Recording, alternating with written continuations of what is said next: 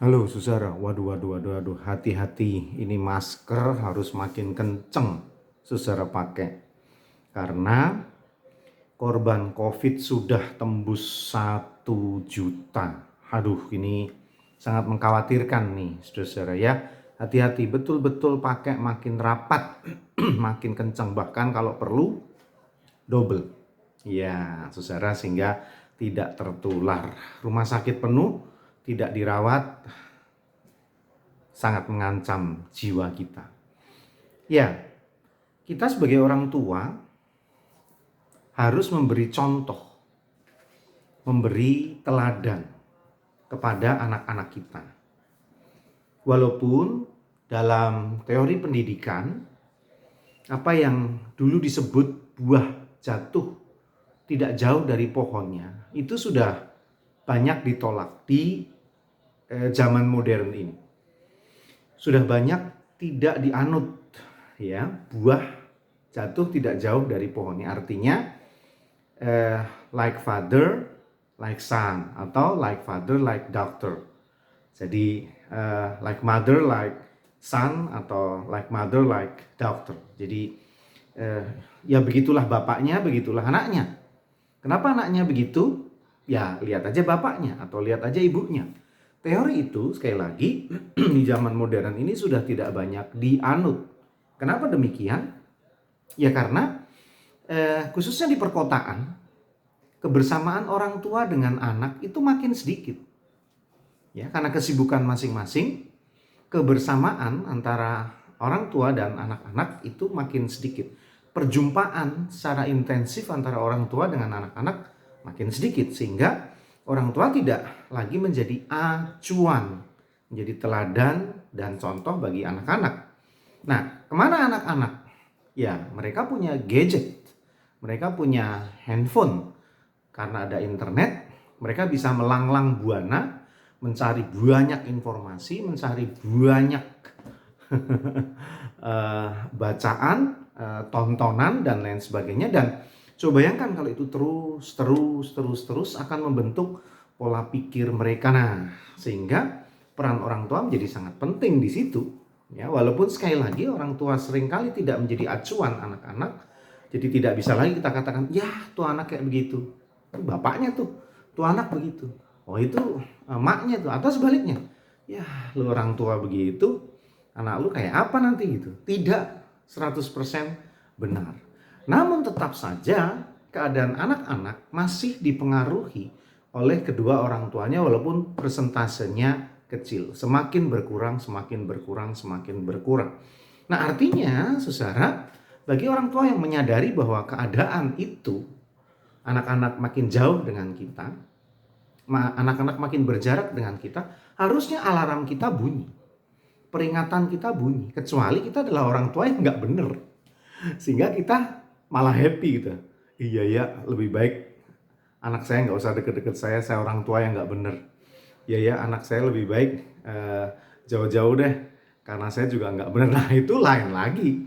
Tapi kalau saudara meyakini ada kebaikan-kebaikan dalam diri saudara yang bisa dibagikan kepada anak-anak, diberikan kepada anak-anak, dan saudara peduli dengan kehidupan masa depan anak-anak, maka Anda akan merebut anak-anak dari pengaruh negatif di luar sana. Walaupun itu butuh perjuangan. Itu kayak semacam persaingan. Itu kayak semacam pertempuran, kira-kira gitu. Nah, ada hal yang tetap penting. Sekali lagi, ada hal yang tetap penting. Orang tua pasti mau tidak mau mewariskan sesuatu kepada anak-anaknya. Bahkan salah satu warisan yang tidak diduga adalah mewariskan sesuatu yang saya agak berputar-putar sedikit. Mewariskan sesuatu yang bukan warisan. Maksud saya, tidak memberi warisan apa-apa adalah warisan. Ngerti maksud saya, saudara? Tidak melakukan apa-apa, yaitulah yang saudara wariskan kepada anak-anak.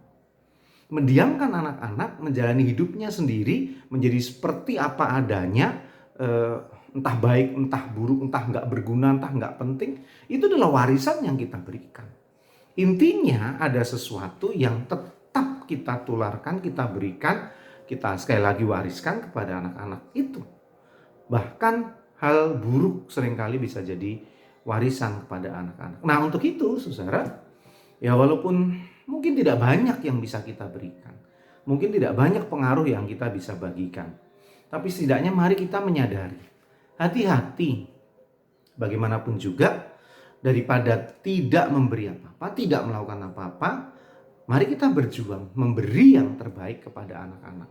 Walaupun yang kita berikan 100 tapi diterima 20 atau 30 tidak persoalan. Yang penting kita sudah memberi sesuatu. Jangan sampai seperti yang dikatakan di dalam Ratapan pasal 5 ayatnya yang ke-7. Ratapan 5 ayatnya yang ke-7.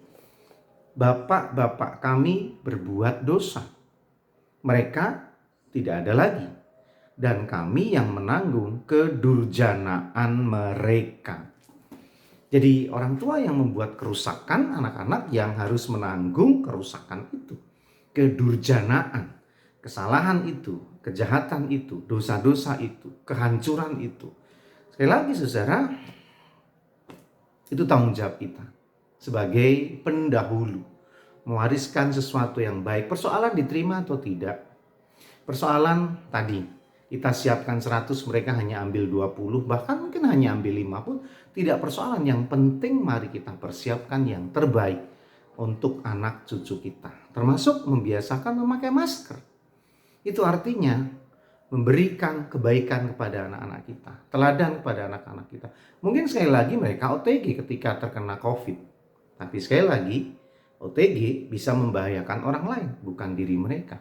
Mari kita bantu mereka untuk mendapatkan kehidupan baru di masa pandemi dalam keadaan COVID ini. Termasuk